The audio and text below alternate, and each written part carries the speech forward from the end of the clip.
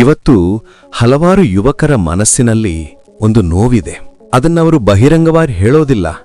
ಆದರೆ ಒಳಗೆ ಒಳಗೆ ಕಾಡ್ತಿರುವ ಪ್ರಶ್ನೆ ಒಂದೇ: ನಮಗೆ ಮದುವೆಗೆ ಹೆಣ್ಣು ಸಿಗೋದಿಲ್ಲ ಯಾಕೆ? ಕೆಲವರು 28 ವರ್ಷ, ಕೆಲವರು 30 ವರ್ಷ, ಕೆಲವರು 35 ವರ್ಷ ದಾಟಿದ್ರೂ ಕೂಡ ಇನ್ನೂ ಕಾಯ್ತಿದ್ದಾರೆ. ಪ್ರತಿ ಬಾರಿ ಮನೆಯಲ್ಲಿ ಕೇಳೋ ಪ್ರಶ್ನೆ ಒಂದೇ: ನಿನ್ನ ಮದುವೆ ಯಾವಾಗ? ಆದರೆ ಈ ಪ್ರಶ್ನೆಯ ಹಿಂದಿರುವ ನೋವು ಯಾರಿಗೂ ಗೊತ್ತಾಗೋದಿಲ್ಲ. ಒಂದೂರಲ್ಲಿ ರಮೇಶ್ ಅಂತ ಒಬ್ಬ ಹುಡುಗ ಇದ್ದ. ಸಾಮಾನ್ಯ ಕುಟುಂಬ, ದೊಡ್ಡ ಕನಸುಗಳೇನೂ ಇಲ್ಲ. ಬೆಳಗ್ಗೆ ಕೆಲಸಕ್ಕೆ ಹೋಗ್ತಿದ್ದ, ಸಂಜೆ ಮನೆಗೆ ಬರ್ತಿದ್ದ. ಅವನ ಕನಸು ಕೂಡ ತುಂಬಾ ಸರಳವಾಗಿತ್ತು: ಒಂದು ಚಿಕ್ಕ ಮನೆ, ಒಂದು ಒಳ್ಳೆಯ ಹೆಂಡತಿ, ಮತ್ತೆ ಒಂದು ಸಂತೋಷದ ಕುಟುಂಬ ಇದ್ರೆ ಸಾಕಪ್ಪ ಅಂತಿತ್ತು. ಆದರೆ ವರ್ಷಗಳು ಕಳೆಯುತ್ತಾ ಹೋಯಿತು. ಒಂದು ಸಂಬಂಧ ಬರ್ತಿತ್ತು, ಮತ್ತೆ ಹೋಗ್ತಿತ್ತು. ಯಾಕೆ ಗೊತ್ತಾ? ಕೆಲವರು ಹೇಳ್ತಿದ್ರು ಉದ್ಯೋಗ ದೊಡ್ಡದಿಲ್ಲ, ಕೆಲವರು ಹೇಳ್ತಿದ್ರು ಸಂಬಳ ಕಡಿಮೆ, ಇನ್ನೂ ಕೆಲವರು ಹೇಳ್ತಿದ್ರು ನಮಗೆ ಇನ್ನೂ ಒಳ್ಳೆಯ ಸಂಬಂಧ ಸಿಗ್ತದೆ. ಪ್ರತಿ ಸಲ ಇದೇ ಮಾತು ಕೇಳ್ತಾ ಕೇಳ್ತಾ ರಮೇಶ್ ಮನಸ್ಸು ನಿಧಾನವಾಗಿ ಮುರಿಯತೊಡಗಿತು. ನಿಜ ಹೇಳಬೇಕಂದ್ರೆ ಇದು ಒಬ್ಬ ರಮೇಶ್ನ ಕಥೆ ಅಲ್ಲ. ಇವತ್ತು ಸಾವಿರಾರು ಯುವಕರ ಕಥೆ ಇದೆ. ಹಳೆಯ ಕಾಲದಲ್ಲಿ ಮದುವೆ ಅಂದ್ರೆ 2 ಕುಟುಂಬಗಳ ಒಪ್ಪಿಗೆ. ಆದರೆ ಇವತ್ತು ಮದುವೆ ಅಂದ್ರೆ 100 ನಿರೀಕ್ಷೆಗಳ ಲಿಸ್ಟ್. ಹುಡುಗ ಹೀಗಿರ್ಬೇಕು, ಅವನ ಸಂಬಳ ಇಷ್ಟಿರ್ಬೇಕು, ಅವನ ಮನೆ ಹೀಗಿರ್ಬೇಕು.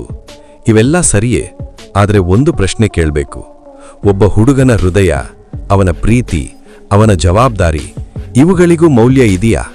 ಇವತ್ತು ಹಲವಾರು ಯುವಕರು ದಿನರಾತ್ರಿ ದುಡಿತಿದ್ದಾರೆ, ಕುಟುಂಬಕ್ಕಾಗಿ, ಭವಿಷ್ಯಕ್ಕಾಗಿ.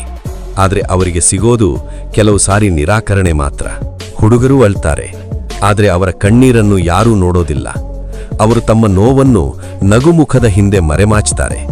ಸ್ನೇಹಿತರ ಮುಂದೆ ನಗ್ತಾರೆ, ಆದರೆ ರಾತ್ರಿ ಒಬ್ಬರೇ ಇದ್ದಾಗ ಮನಸ್ಸಿನಲ್ಲಿ ಒಂದು ಪ್ರಶ್ನೆ ಬರ್ತದೆ: ನನ್ನಲ್ಲಿ ಏನು ತಪ್ಪು? ನಾನು ದುಡಿತಿದ್ದೇನೆ, ಕುಟುಂಬ ನೋಡಿಕೊಳ್ತಿದ್ದೇನೆ, ಆದರೂ ನನಗೆ ಯಾಕೆ ಯಾರೂ ಒಪ್ಕೊಳ್ಳೋದಿಲ್ಲ? ಈ ಪ್ರಶ್ನೆ ಹಲವಾರು ಯುವಕರ ಮನಸ್ಸನ್ನು ಕಾಡುತ್ತಿದೆ. ಆದರೆ ಒಂದು ವಿಷಯ ಮರಿಬಾರದು: ನಮ್ಮ ಮೌಲ್ಯವನ್ನು ಇತರರ ನಿರ್ಧಾರ ನಿರ್ಧರಿಸೋದಿಲ್ಲ. ಒಬ್ಬ ಹುಡುಗನ ಮೌಲ್ಯ ಅವನ ಮನಸ್ಸಿನಲ್ಲಿದೆ, ಅವನ ಪರಿಶ್ರಮದಲ್ಲಿದೆ, ಅವನ ಒಳ್ಳೆಯತನದಲ್ಲಿದೆ.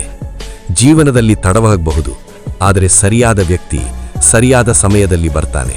ಹೀಗಾಗಿ ಒಂದು ಮಾತು ನೆನಪಿಡಿ: ನೀವು ಒಬ್ಬರಲ್ಲ, ಈ ಸಮಾಜದಲ್ಲಿ ಸಾವಿರಾರು ಯುವಕರು ಇದೇ ಹಾದಿಯಲ್ಲಿ ನಡೆಯುತ್ತಿದ್ದಾರೆ. ಆದರೆ ಒಂದು ದಿನ ನಿಮ್ಮ ಜೀವನಕ್ಕೂ ಒಳ್ಳೆಯ ಬೆಳಕು ಬರ್ತದೆ. ಅವರಿಗೂ ನಿಮ್ಮನ್ನು ನೀವು ನಂಬಿ ನಿಮ್ಮ ಕನಸುಗಳನ್ನು ಬಿಡಬೇಡಿ. ಯಾಕಂದ್ರೆ ನಿಜವಾದ ಸಂಬಂಧ ತಡವಾಗಿ ಬಂದರೂ ಅದು ಜೀವನ ತುಂಬಾ ಸಂತೋಷ ಕೊಡುತ್ತದೆ.